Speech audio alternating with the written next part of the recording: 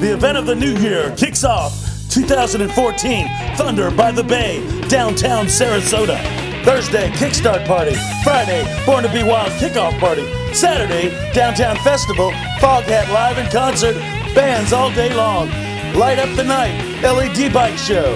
The Legacy of Valor, Finn's Finds Motorcycle Ride, ends at downtown Sarasota. 14 Class Bike Show.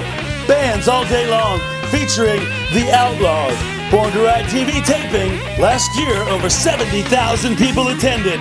Vendors sign up now.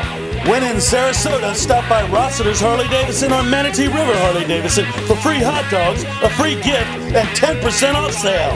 Proceeds from Thunder by the Bay benefit Suncoast Charities for Children, and it's endorsed by Sarasota County Veterans Commission.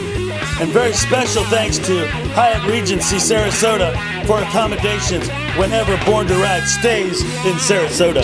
For more info on Thunder by the Bay, go to thunderbythebay.org or see it in the December issue of Born to Ride magazine.